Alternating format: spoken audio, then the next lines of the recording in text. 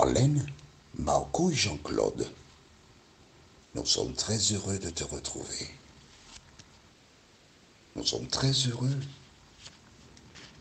de te présenter la vérité. Nous sommes bien conscients que ce que nous te disons ne correspond pas à ce que tu recherches. Nous sommes bien conscients que ce que nous disons blesse certains. Mais c'est parce que nous t'aimons que nous devons te présenter la vérité telle qu'elle est. Nous ne pouvons pas baisser le standard qui a été placé par l'Éternel. Le thème du jour est la femme insensée. Juste avant d'aborder ce sujet, la référence sera Apocalypse 21, verset 18 à 21, Apocalypse 21, verset 18 à 21, et Proverbe 14, le verset 1. Proverbe 14, le verset 1.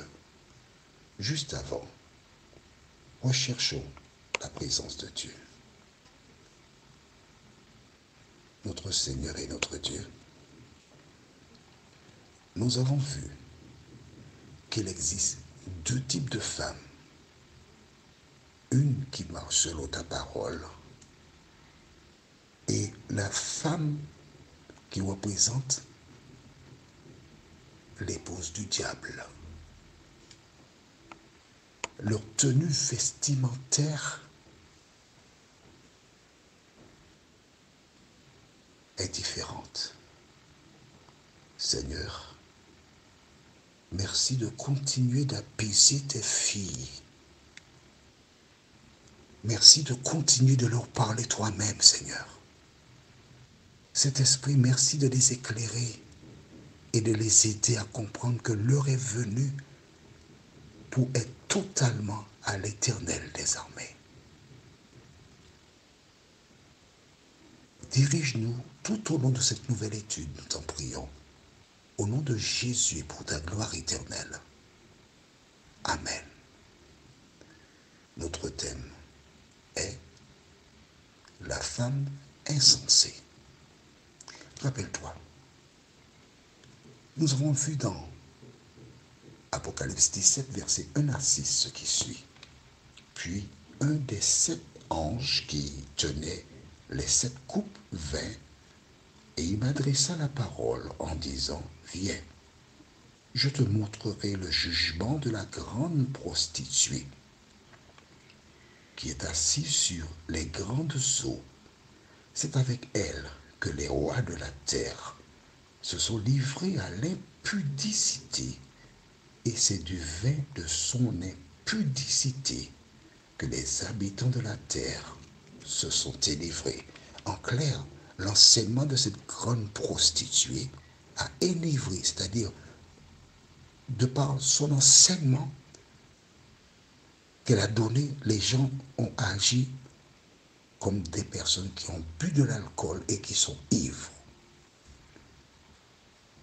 D'accord? Et qu'est-ce que nous pouvons retenir de cette femme?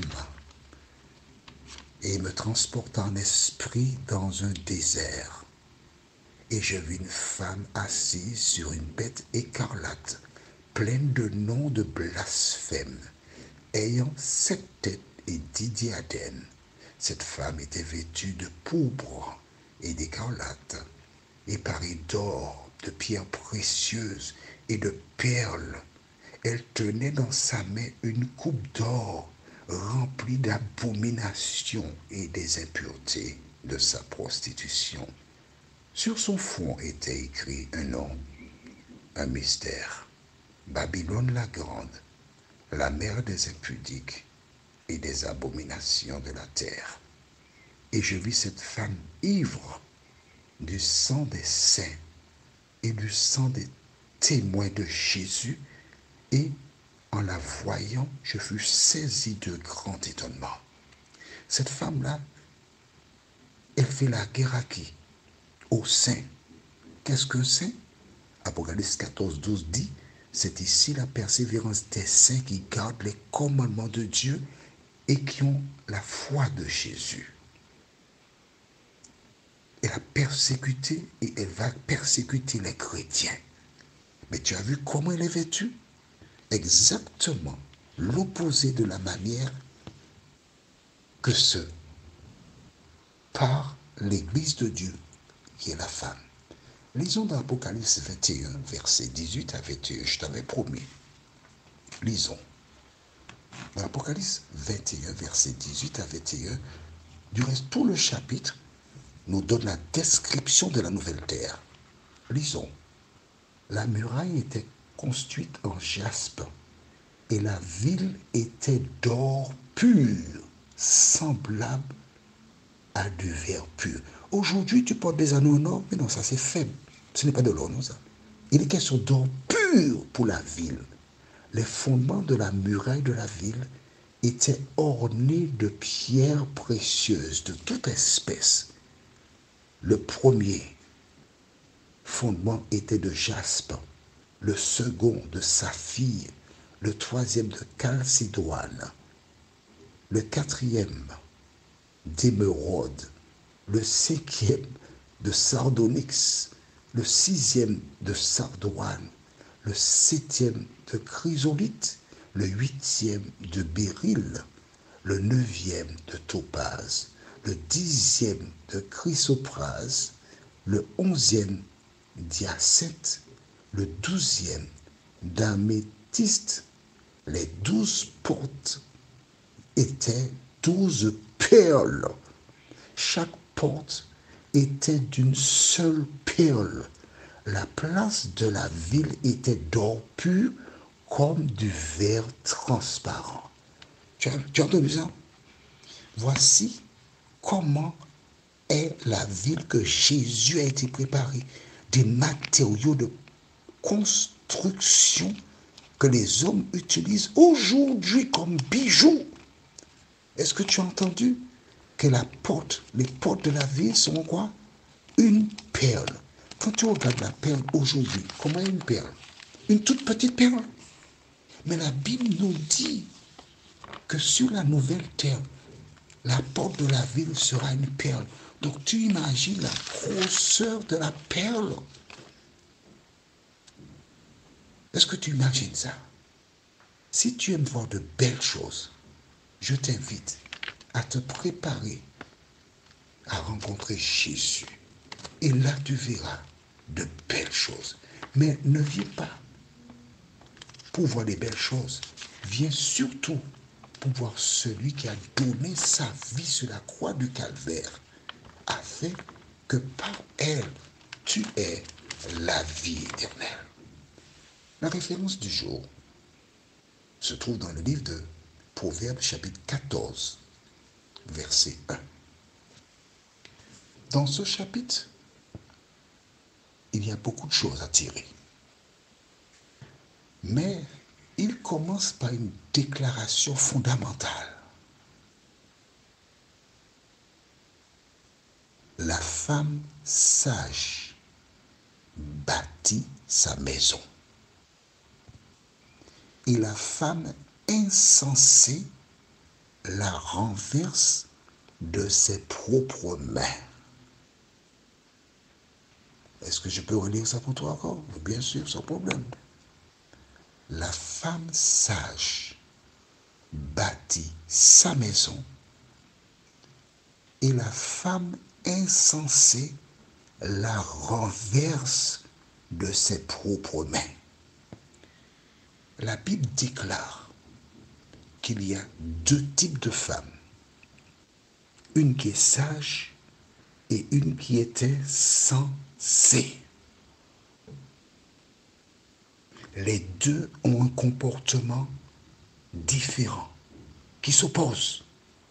Exactement comme l'Église de Dieu, qui est représentée comme une femme pure, sans tache, et l'Église de Satan, qui est représentée par la grande prostituée, une femme toujours, qui a des perles, qui a des diadèmes, qui a de l'or, qui a des choses précieuses sur elle.